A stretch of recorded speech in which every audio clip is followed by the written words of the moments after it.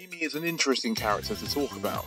She's come a long way since her inception in terms of relevancy, and is now one of the most recognisable members of the Sonic cast at a glance. However, this was not always the case. Her initial appearance was as a love interest for Sonic the Hedgehog back in Sonic CD. Unlike the way most other game icons would interact with love interests, however, Sonic and Amy's dynamic was quite unique. Amy was head over heels for Sonic, but he wasn't that interested. When she gets kidnapped, he saves her, sure, but he's also quick to leave once she is safe. For a long time, the most defining trait about Amy was her infatuation with Sonic the Hedgehog. Since it is such a core aspect of her character, you may wonder if there was some sort of event that caused Amy to feel this way. And there is. Before the events of Sonic CD, Amy foresaw their meeting through tarot cards, and deemed that they were meant to be fated to be together. This tells us a few things about Amy. For a start, she appears to hold a sort of belief in mysticism and fate, signified by the fact that she both reads and believes tarot cards. But it also shows us she can be a bit naive, seeing as how she will pursue Sonic for years to come as a result of a single tarot draw. But that was just her introduction. She was saved by Sonic, so the next step would be to see what the developers did with her next. The thing is, back then, Amy wasn't really that important. In the classic era, Amy would only really make appearances in spin-off titles such as Sonic Drift or Sonic R, and even then there were plenty of spin-offs that still did not mention her. In Sonic R, she was even used as the joke character, racing in a slow car whilst everyone else could jump and spin around. Oh yeah, Amy didn't really fight in the classic era. In fact, she was mostly presented as not being as capable as Sonic, Tails, or Knuckles. Amy was simply just a girl who liked Sonic at this point. She wasn't meant to be a big focus or that important, and that was fine. There were plenty of other characters that only had one or two appearances, such as Fang the Weasel or Bark the Polar Bear. Amy's biggest time to shine in the classic era was in Sonic the Fighters.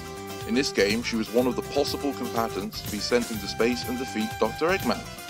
This is also the origin of her iconic Pico Pico hammer, which, based on her classic portrayal, seemed to have been intended to help compensate for her lacking physical prowess, much like her car in Sonic R. The reason I just brought up how Amy was really not that important as a side character back in the classic era is because this ties into a misconception about her I believe is partially to blame for the downfall of her character in recent years, but we shall get to that topic later. For me to consider the character having been mistreated, I must first have thought the character was good. But what we have covered so far simply makes me not really care either way. If this was all there was to Amy, then the current state of affairs wouldn't bother me as much. With the arrival of Sonic Adventure, the series was not just brought into the third dimension, but the storytelling also would be elevated to the next level. And with the increased narrative base, came the groundworks to deepen and evolve the characters. Out of the 6 playable characters, Sonic, Tails, and Knuckles would have come to no surprise to anyone. Big and Gamma being new characters wasn't too far-fetched, considering most Sonic games back then introduced new characters. Amy, however, was surprising. Sonic CD was not as popular in the past as it is now, and that was Amy's only appearance in the main games. She was no more important than the other spin-off characters from back then, and yet she was chosen to be a playable character in Sonic Adventure. This suggests to me that the writers really had a vision for who they wanted Amy to be, and a sign that she was about to become a whole lot more significant. One of the first things you would notice is her revamped design. Sure, all the returning casts were updated, but Amy was changed the most, and in my opinion, for the better.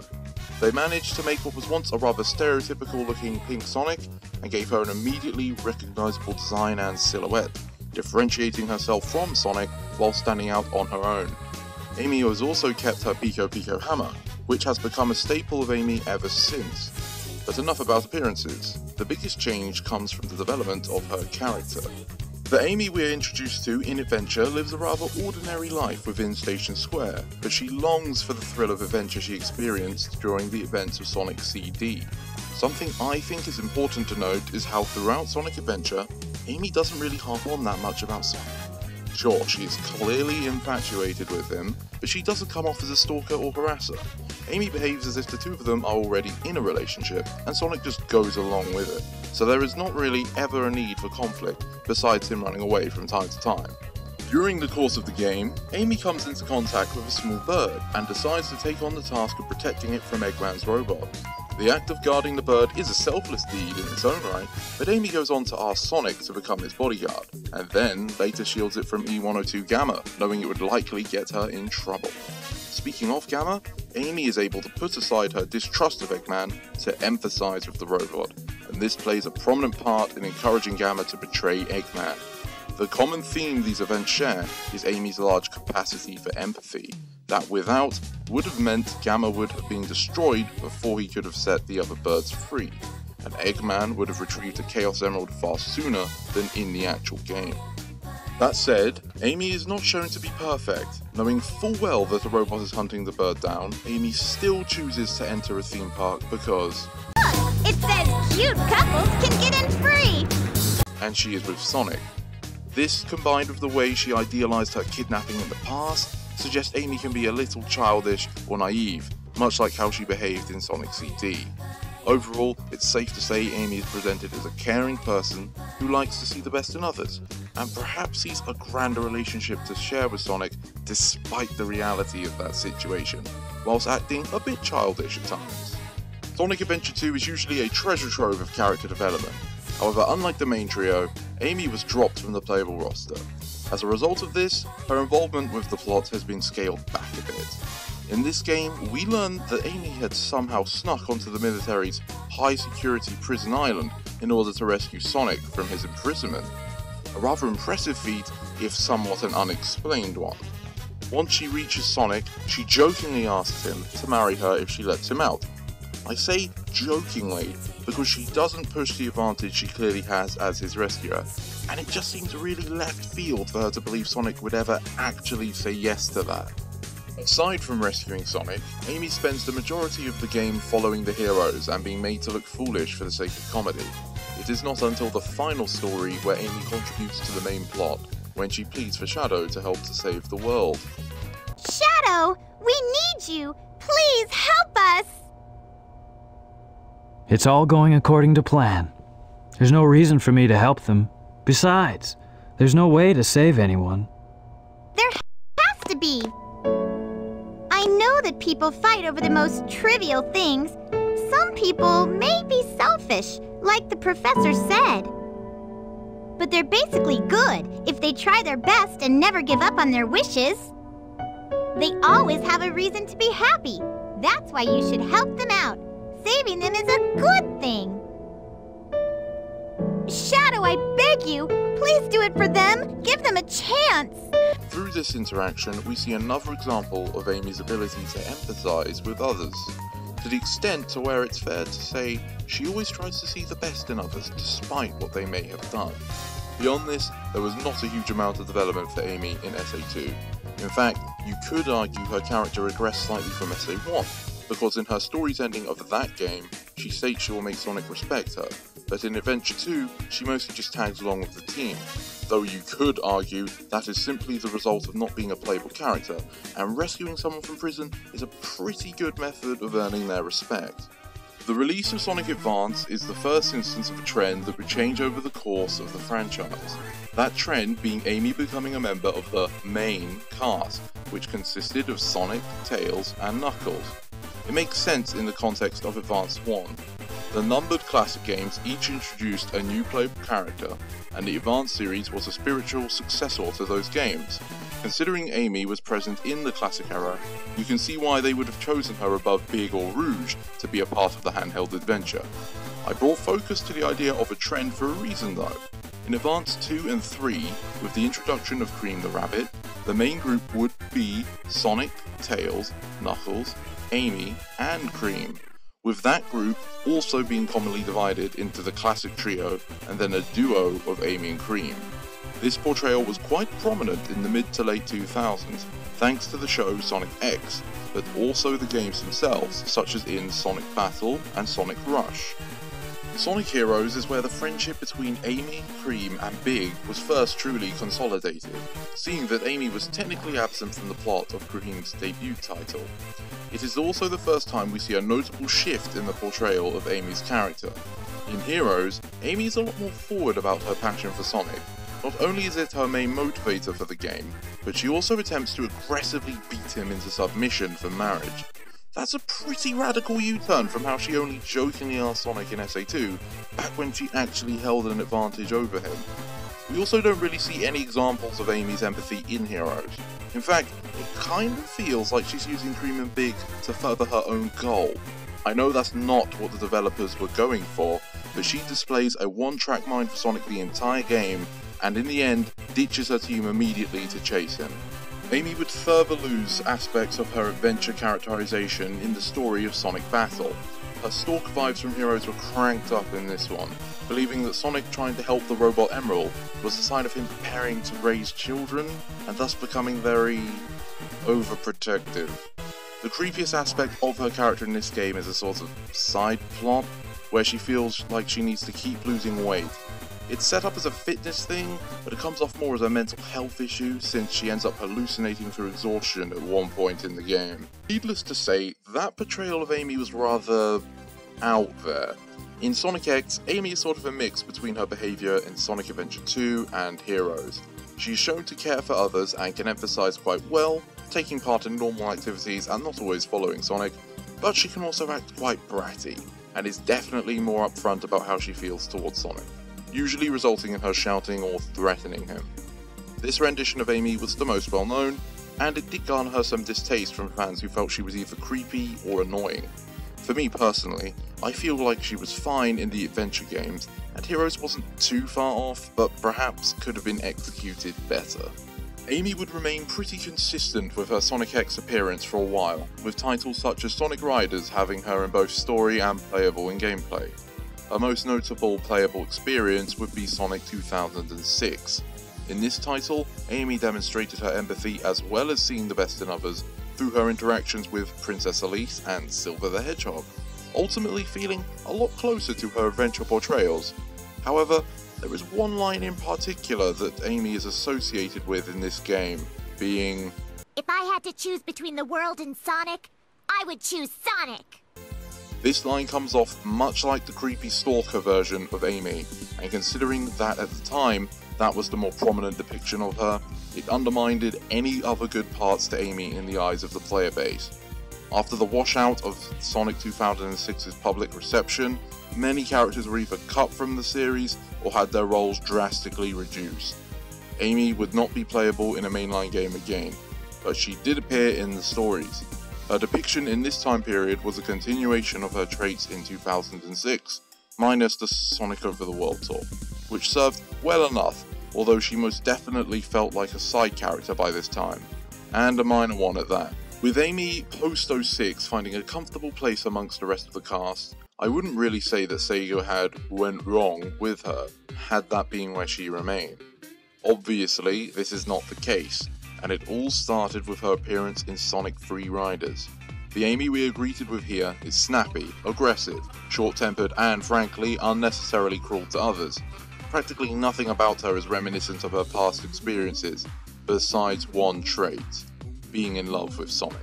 You know that Sonic never holds back, Amy. I thought you liked that about him. But I'm supposed to be the one exception! Exceptionally dense.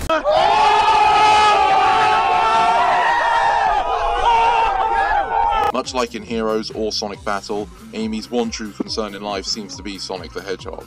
It's all she talks about and thinks about, which when coupled with the other less than stellar traits she holds in this game, makes her incredibly obnoxious and unlikable.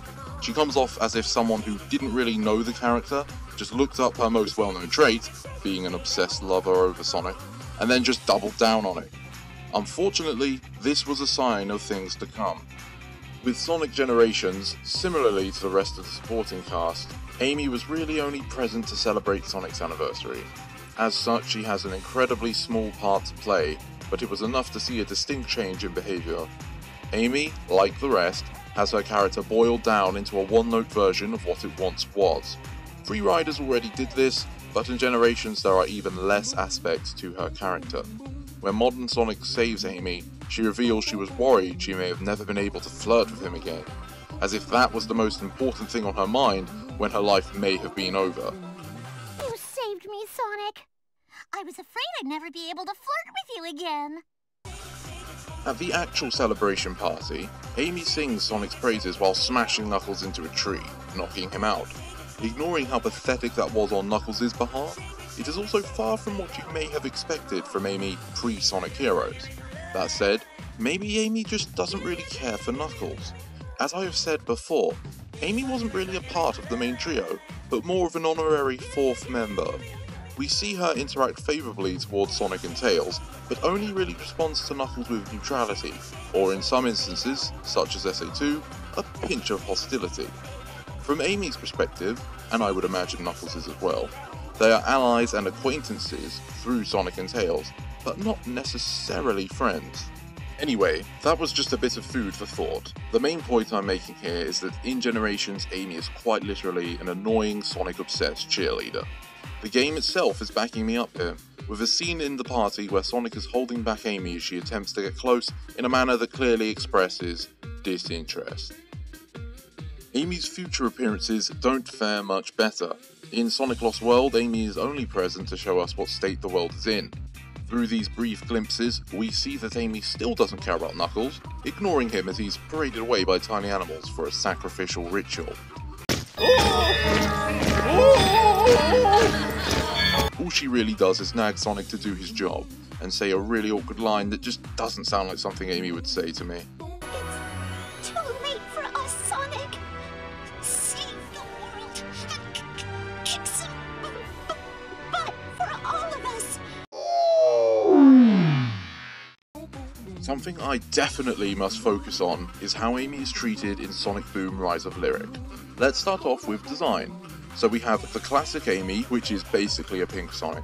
Then we have what I call Adventure Amy, which, as I mentioned earlier, I believe to have an iconic design. Now we have this Boom Amy. Much like the other Boom characters, she retains enough of her identifying features to be recognisable. Quill swept down by a hairband, red and white dress, yellow ring bracelet. But there are enough changes to where you can tell something is off. Is it just me, or does Amy appear to have a sort of Muppet mouth? I don't really know how to describe it, but compared to the other main characters, her mouth just looks like she had too many sour lemons or something. Additionally, I do not like the outfit. Now this may sound a bit cynical, but it comes off as an attempt to play down her femininity and make her more of a tomboy, suggesting that the old design wasn't cool enough to stand beside the other characters. It's not going to ruin my life or anything, but this design has drastically changed her silhouette, which is an important part of character design. In particular is the lack of her wide dress and stylish boots that doesn't sit right with me. There are also a few minor details, such as the changes to her Pico Pico hammer, which seems to be a pointless alteration made for the sake of change. But I digress. Amy's personality in Boom ties into what I was saying about playing down her femininity. She is still in love with Sonic, but that love is far more suppressed and hidden now, which is not necessarily a bad thing. However, it's kind of on the same level as if Sonic were to no longer express a love of running and preferred to take a bus to each zone. Amy is also shown to be far more capable in combat within the Boom universe, landing on her feet whilst the others fall on their faces, swinging across beams, etc. In terms of behaviour, Amy is set up as the reason behind the fall, the one with the most relatable reactions to the events that occur. Again, not terribly bad inherently, but it's a very dull trait for a main character in a Sonic game. On a brief note, Amy in the cartoon of Boom seems to change personality types so often she may actually have multiple personality disorder. So if I wasn't clear, I am not particularly a fan of Amy's Boom portrayal. Too much of the character was lost in translation, and what replaced it felt shallow and uninspired. Amy does make an appearance in Sonic Forces, but she may as well have not showed up. All she does is act as an exposition tool during levels. When Sonic, dramatically, returns from the grave, she doesn't even have a heartfelt reaction. Honestly, the Amy here is just bland and uninspired. Perhaps I'm forgetting something, but please, forgive me if I have no desire to play Sonic Forces again. Oh, come on, man.